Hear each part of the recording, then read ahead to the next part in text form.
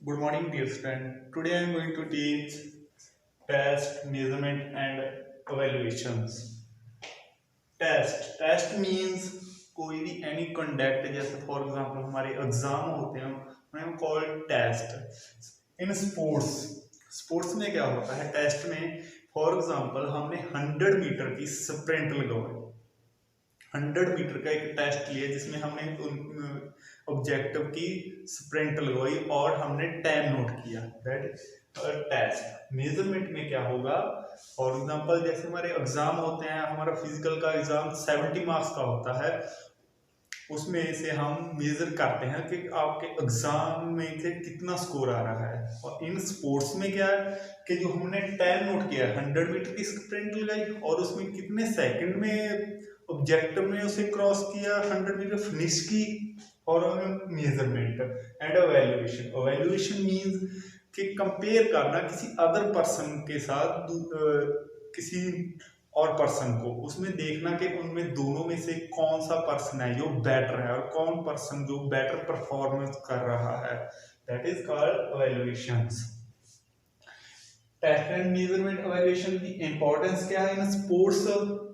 First है motivation. Motivation means कि प्रेरित करना। Motivation is two types of instruction and expression, means internal and external.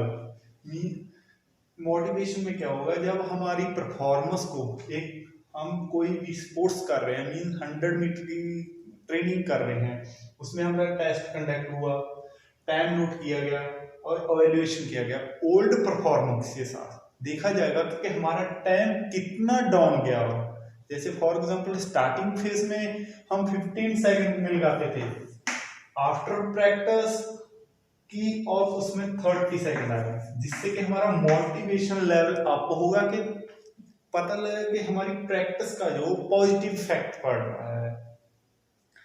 Proper coaching में क्या होगा कि हमारा हमारा कोचिंग का जो होगा कि उसमें पूरा प्रॉपरली शेड्यूल होगा कि किस दिन हमने इंटरवल ट्रेनिंग मेथड यूज करना है, या प्लायोमेट्रिक ट्रेनिंग, फार्टेलिक मेथड ट्रेनिंग, या हमें फ्लेक्सिबिलिटी ट्रेनिंग मेथड कब यूज करना है, स्ट्रेंथ वर्क कब, इंडोरेंस वर्क,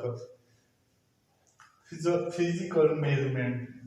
इसमें क्या होगा कि हमारा जो मेंटली लेवल है उसे प्रिपेयर करने में टेस्ट एंड मेजरमेंट का अफेक्ट पड़ेगा। जब हमारी परफॉर्मेंस इंक्रीज होगी, उससे क्या होगा, हमारा मेंटली पावर स्ट्रांग होगी, जिससे कि हमारे पॉजिटिव इफेक्ट पड़ेगा हमारी बॉडी पर।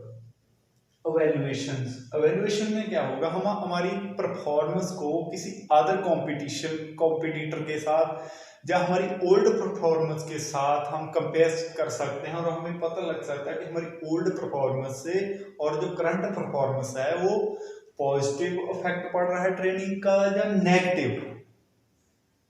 ग्रुपिंग ऑफ स्टूडेंट में क्या है कि इसमें हम स्टूडेंट को डिवाइड कर लेंगे। जैसे फॉर एग्जांपल कि हमने देखा कि हमने स्टूडेंट का टेस्ट कंडक्ट किया, उसमें मेजर किया, और एवेल्युएशन के टाइम हम ग्रुप स्टूडेंट को ग्रुपिंग में डिवाइड करेंगे। मींस कि जो endurance means anaerobic exercise long time work के लिए करने वाले हैं, या शॉर्ट टाइम वर्क के कर लेंगे, उनकी डिवाइडेशन कर लेंगे। फॉर एग्जांपल जैसे कि एक 100 मीटर का स्टूडेंट ऑब्जेक्टिव और एक 5000 मीटर का है, उनकी अलग अलग जो प्रिपरेशन करेंगे, मींस उनका अलग अलग ट्रेनिंग शेड्यूल तैयार करेंगे।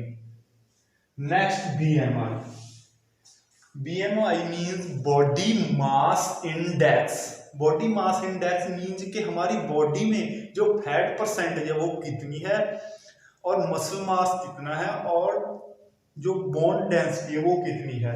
इसका एक फॉर्मूला दिया जाता है जो है weight upon height. Height metre में स्केल किया जाता है। जैसे कि फॉर एग्जांपल कोई ऑब्जेक्ट है, उसका वेट है 75 केजी एंड हाइट है 190, मींस 1.90 अपॉन होल स्क्वायर, इसका स्क्वायर करेंगे और उसको वेट से डिवाइड कर देंगे।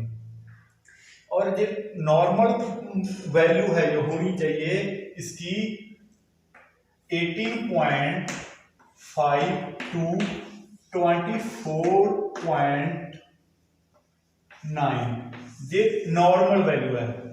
अगर 18.5 से ये नीचे चलेगी तो इसमें क्या होगा, तो अंडरवेट आ जाएगा। अगर 24.9 से चले गई वो ओवरवेट में हो कन्वर्ट हो जाएगा।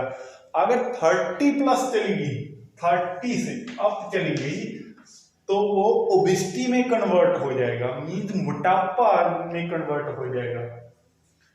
Next hip and ratio. Hip and ratio का मीन क्या है कि हमारी चेस्ट एंड जो हिप है उसका वेस्ट, ये लेडीज एंड मेन में ऑपोजिट होती है। मींस कि लेडीज की जो हिप है वो ज्यादा होती है विदाउट चेस्ट, बट मेन में क्या होता है कि उसकी बॉडी भी शेप होती है, उसमें क्या है हिप कम होती है और वेस्ट ज्यादा होती है। उसका सर्कमफ्रेंस मेजर करने के लिए हमें स्टील टेप या मेजरमेंट टेप से हम उसका जो है मेजर करते हैं।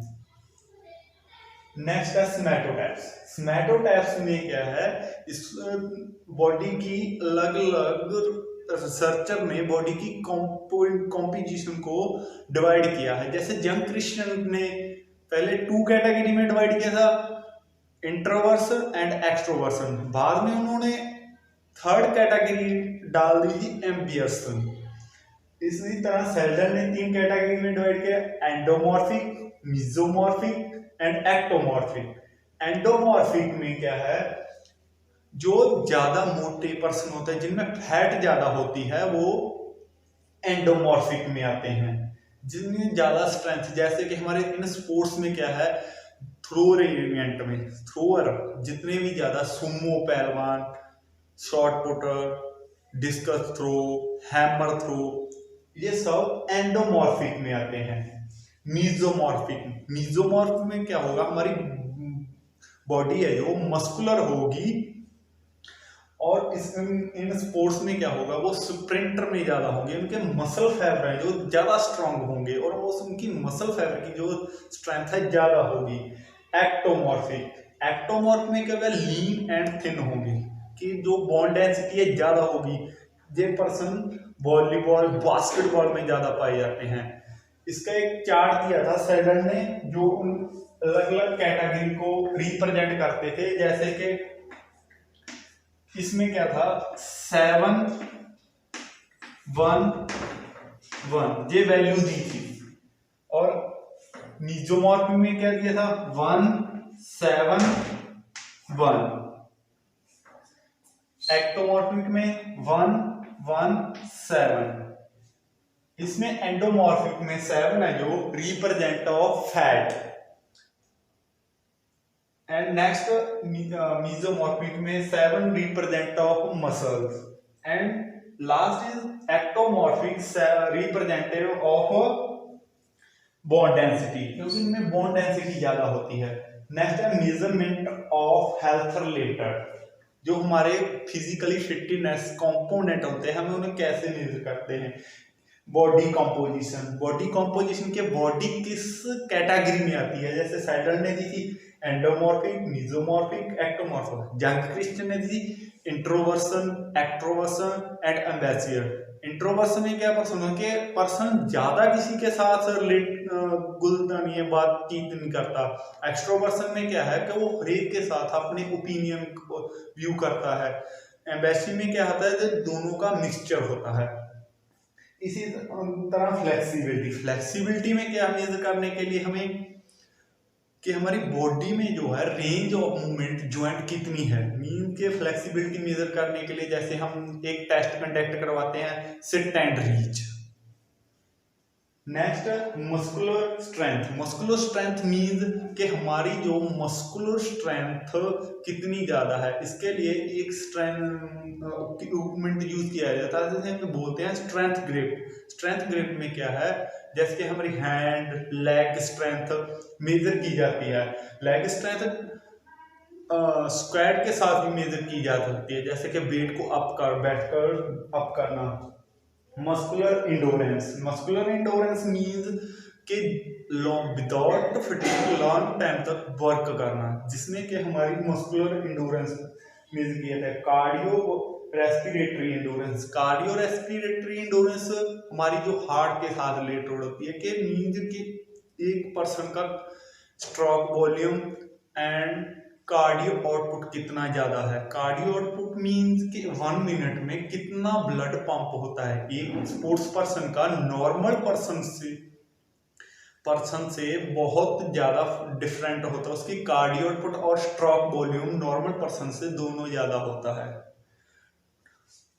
फर्स्ट आज हमने test and measurement and evaluation की इंपॉर्टेंस में हम motivation, proper coaching, physical measurement, evaluation, grouping of students, BMI के साथ में इनका फॉर्मूला वेट अपॉन हाइट हमने जो लेंगे मीटर में स्केयर करना है उसका। Next hip ratio, waist circumference and hip circumference. Next somatotype जो सैडलर ने थ्योरी दी थी और बॉडी कंपोजिशन को 3 कैटेगरी में डिवाइड किया था, एंडोमॉर्फिक, मेसोमॉर्फिक, एक्टोमॉर्फिक।